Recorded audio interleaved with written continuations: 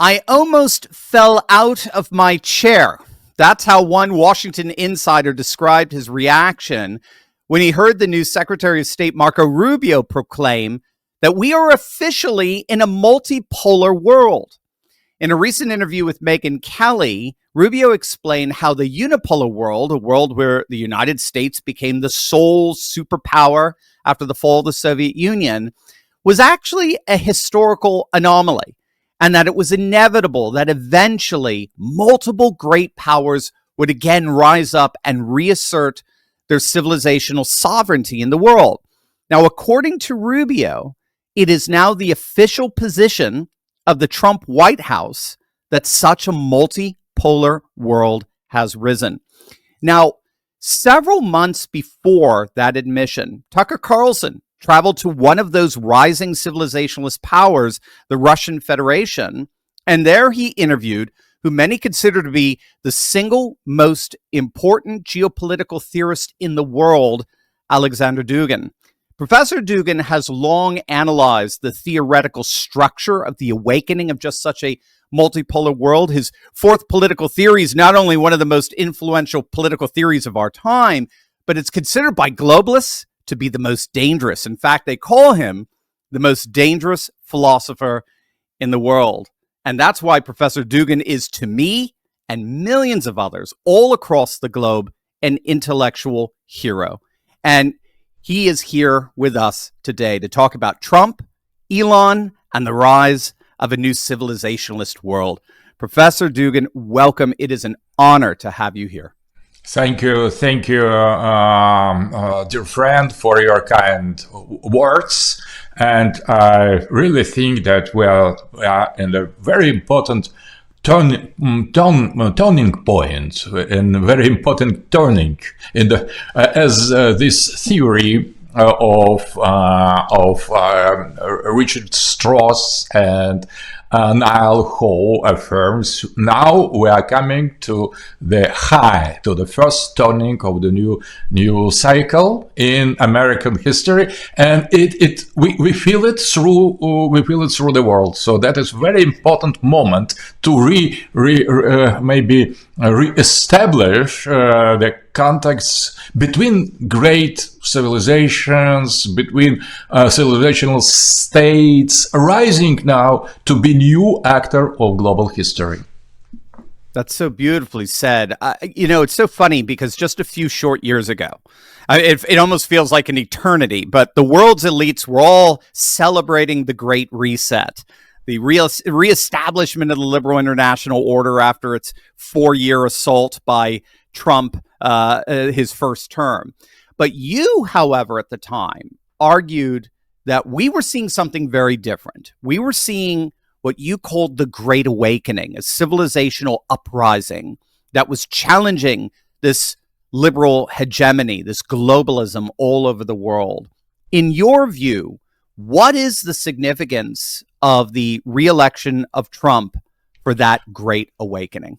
I think that is precisely the very thing. Re-election of Trump. It is not just second term of this personality, political personality. This is precisely the dawn of the Great Awakening. It is a Great Awakening because first term could be considered and interpreted as short circuit, as something technical problem, some blackout of the energy, something went wrong, and globalists, they tried to repair this technical catastrophe. They didn't accept the challenge of new thought arising with first election of Trump. They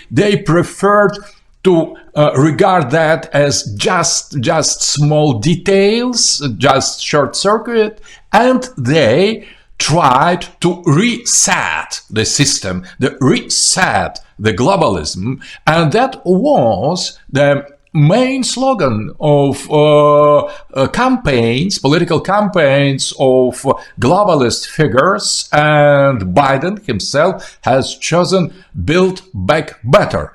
Why back? Because the main idea was to reset,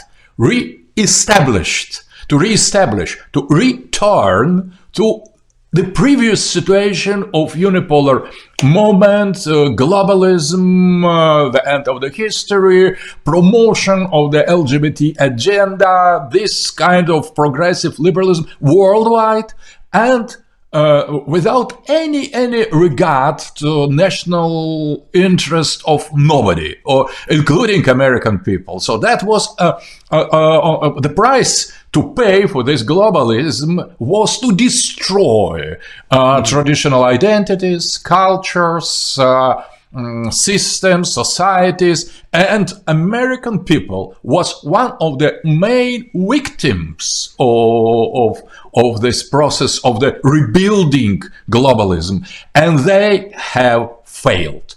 So it is not just they have failed in front of growing support of American population, of all ethnic groups, all classes. I think that was something incredible, this support, the amount and the quality and the quantity of the support of Trump by the normal Americans. But I think as well, behind his victory, that was as well decision of some very important group that globalism is over. So it is impossible to make the picture as if nothing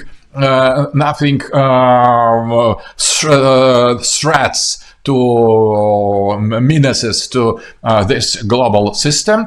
And I think that Trump is historical winner, not only on the level of American society and American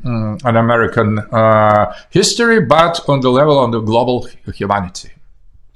It's so I never even thought about the idea of connecting Build Back Better as an American version of the Great Reset. I never even made that. You're brilliant with your connections. And what you just said, I just heard the fourth political theory when you said liberalism is now an insult like communism and fascism.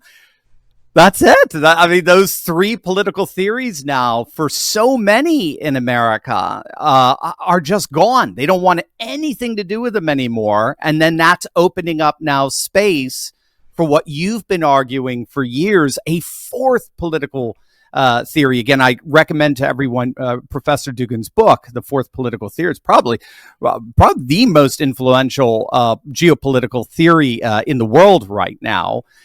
I'm curious, is this how you see the significance of Robert Kennedy and Tulsi Gabbard, sort of this populist realignment, redefining politics away from our traditional left versus right to a more, I've heard it put, we're moving away from a horizontal divide, left versus right, that's still liberal, to now a vertical divide of the people versus this Soros, Gates elite class. Yes, exactly.